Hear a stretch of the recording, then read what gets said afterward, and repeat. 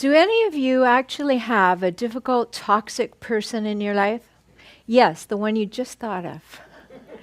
That is the one. And most of us have more than one, but we all have at least one. And when we cast our mind back into our families or wherever we've been, where we've worked, where we've lived, organizations we've been in, there was one. Somebody who made us second guess ourselves, question our sanity, and really was, to all intents and purposes, quite crazy making. Really caused us to say, is there something wrong with me? And that's where the trouble begins. Because when we meet these people, we are probably great human beings.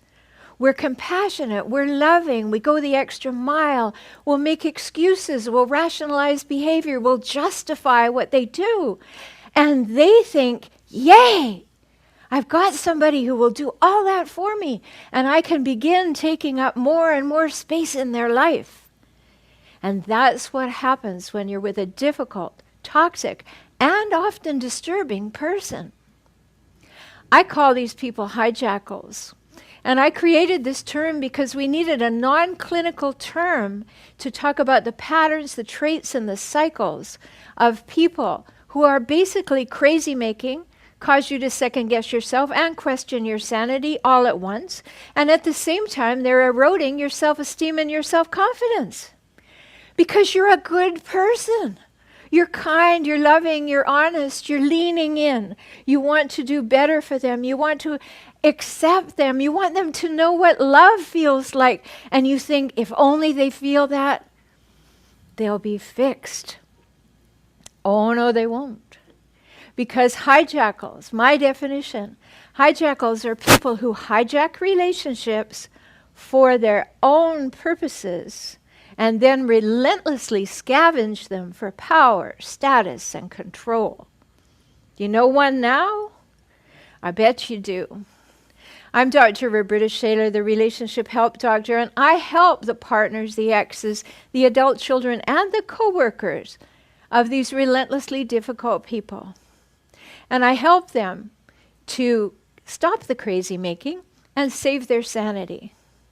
And we have to really wake up to this because there are more and more people who are learning to behave in these ways. And they learn to behave in these ways at home. That's the disturbing part, is because that's how we're passing all this along. For most people, the trauma occurred in the home. Now, it doesn't necessarily mean that you could see the trauma. It doesn't necessarily mean it was reported trauma. It's trauma that the person felt, that they experienced, and it changed them.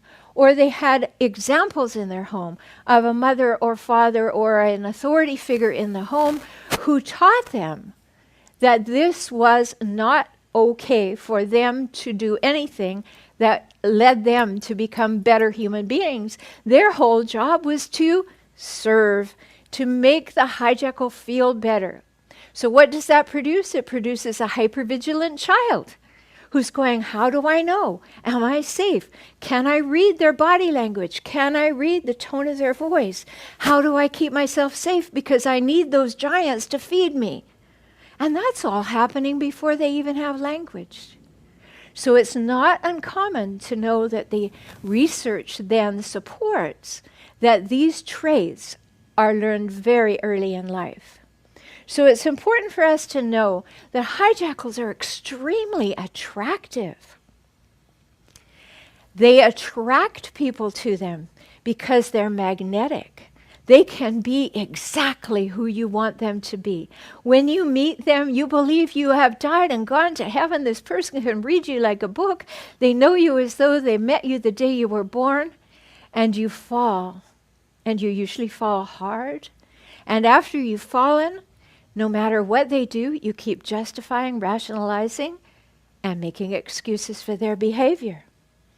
So today I want to give you 3 very, very clear ways that you can see a hijackal in action.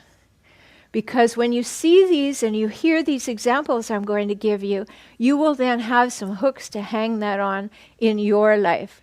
Because if you happen to have been raised in a family like that, you are highly likely to become what I call hijackal bait. Most of the people that I work with worldwide are people who have had more than one hijackal in their life. Because once you are in that comfortably uncomfortable mindset, you are attractive to hijackals. And you don't really notice because you're this wonderful person saying, I love you, I accept you, I approve of you just the way you are, come into my life. And they're going, great, got a live one here. And then as they slowly disintegrate in their way that they treat you, you keep justifying it back to say, oh, but I know this person loves me because 24 years ago they told me so. So it's very important for us to understand how we work with this. So here's 3 big red flags that you have to see. And in order to see these, you've got to rip off your rose-colored glasses. Are you ready? Yes. Take those rose-colored glasses off and see these. If you are uncomfortable in your relationship at all, see if these 3 things are going on. First of all, the hijackal must exert power and control over you. Must have it.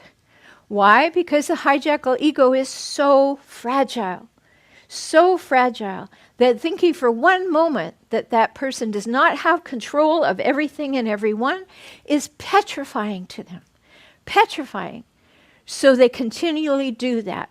And what they think of themselves as, if they were to think of themselves in negative terms, which they don't, they could see that they behave like master manipulators, have all the puppet strings in their hands, and they honestly believe those people down there don't know what they're doing. So a hijackal must exert power and control. Here's an example. I had a couple come in, and the woman was a medical doctor, and the husband was an entrepreneur. Everything looked rosy. They had a new 4,000 square foot house. They had a beautiful new baby. Everything looked absolutely fabulous until they sat down and said, and it was the husband who said, I just can't do this anymore. She's incompetent. She's incapable. She can't even call a plumber. I have to watch her with the baby all the time. I am just at my wit's end. Do something with her. And I'm thinking to myself, this woman is a medical doctor who holds lives in her hands all day, and you say she can't be trusted with your baby. Here was an example of a hijackal. He had to have control over everything, so he completely blotted out the logic of a woman who was a medical doctor at that level, working every day, as capable of looking after their child, of knowing what to do, of being able to call a plumber. Do you see how that need for exerting power and control obliterated any logic? Such an important red flag to see, because you might go, oh, well, maybe he didn't have a happy home life. Maybe he wasn't having a childhood that was picture perfect. But no, and know this about hijackals. Hijackals paint a public picture of perfection while they create a private place of pain at home. So when you go and tell somebody what's happening in your life and you live in a small community, someone will say, oh, no, you've got to be wrong. That person's perfect. And you need to understand how this all works. The second big red flag we need to see is that hijackals keep you in uncertainty and chaos. One day they say one thing. They say black is white because they have to win in that moment. And the very next day they say black is red. And you say, but yesterday you said black was white. And they say, you don't listen very well, do you? That's the crazy making. So they want to keep you in uncertainty and chaos. They want to keep you off balance so they can go back to number one and exert power and control. So I think of a client whose husband, and they had 2 children with special needs. The husband knew she wasn't very good with finance. So he turned the finances over to her to take care of for the whole home. And of course she failed. And after she failed, he was able to say, well, I'll have to take that all back. Now note, hijackals usually take over the finances in a relationship as early as possible. Back to number one, right? So then he gave her insufficient household money every month. Remember, we're talking about keeping her in uncertainty and keeping her in chaos. And then he would say, well, you should learn to manage. You'll have to find the money somewhere. And every month he would give her a little less, and then he would erode her further by telling her it was her fault that she couldn't figure out how to stretch the money. Yet he was the one giving her how much money she had to stretch. Do you see how very, very crazy making this behavior is? And sad, truly sad. And the third big red flag, because now we don't have our rose-colored glasses, so the third big red flag is they're always going to find fault with you. You could win the lottery, give it all to them, and they would tell you you didn't contribute enough to their lives. They would be expecting more. Isn't that sad?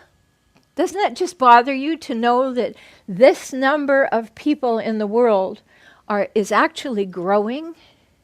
And we really need to see these red flags. We truly, truly do. So they're going to find fault with you. What lengths will they go to do that?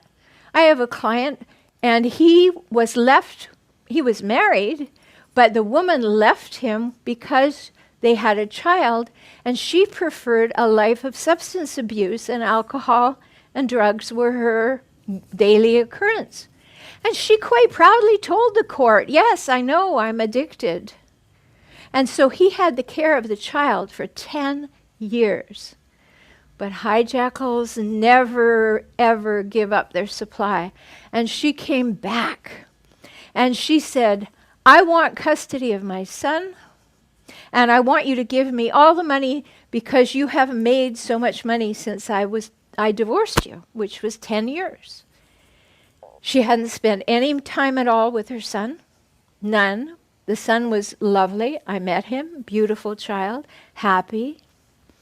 Mom comes into the scene, starts demanding this goes to court, and mom does what? She does what hijackals do. She stands in court, manipulates, lies, exploits, and seduces the court. Poor me. I'm recovered. I need my child back. And the court gave him to her. And so this kind of finding fault went so far as she would continuously put allegations of child abuse against her husband or her ex-husband with Child Protective Services, just to stir it up. So, exerting power and control? Absolutely. Keeping it all in uncertainty and chaos? Yes.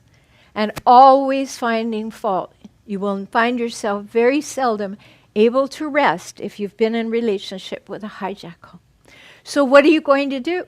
Are you going to stay on the hamster wheel, or are you going to crawl over the wall? It's a big question because there's so much at stake. But we do have to learn how to do it. So what is it that it takes to stop the crazy making? What will stop it, and what will save your sanity? So I'm going to give you a few ideas. First of all, you need to see the patterns, traits, and cycles that I'm talking to you about. You need those rose-colored glasses gone, gone, gone, gone, gone. Because this hijackal is not going to change. I'd like to tell you they will, they won't. And they will tell you they have changed, and you will want to believe it, but they haven't. So very, very important. And then you have to refuse, deep down to your toes, you have to refuse to rationalize, excuse, or justify their behavior. You need to see it for what it is and always believe the behavior, not their words. Believe the behavior. And then you must pull yourself up to your full height and act as though you honestly believe you matter, that you don't deserve to be torn down and worn down and put down. You don't deserve to be eroded. You must step up and step into a sense of power, even if it's only fleeting and you have to learn to live there. That's what's important. You must act as though you matter.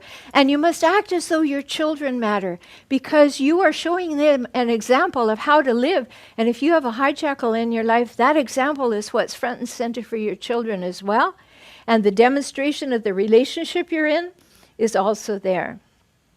So act as though you matter. And then be very good at setting non-negotiable boundaries. Do you read the word non-negotiable? Very important. Not, oh, well, maybe this once, but non-negotiable. You need to know who you are, what your values are, your vision for your life, your beliefs about everything in the world, and what your next purposes and goals are. And then you need to stand in that with non-negotiable boundaries. And then the last thing that we need to do is to take positive action. We need to move away from them. We need to go no contact. We need to go into a situation if we can't move away from them at the time because we've got to get our financial resources in order. We can do something called going gray rock. Be about as interesting as a gray rock on the side of the road when you communicate with them. You simply, oh, really? And you do not engage. You do not try to argue with them. You do not try to include any logic in the conversation. So very, very important. Take the positive action because you matter. You truly do matter. And you may have to practice that a lot because you've made other people matter too long. So important. We got to have a big thumbs up for you matter. And you need to do that for yourself in the mirror every single day. I matter and therefore I do this. I matter and therefore I say this. And in the doing of that, you will find that you will free yourself from toxic relationships, you will stop the crazy making, and you will save your sanity and that of your children. I hope you'll do it.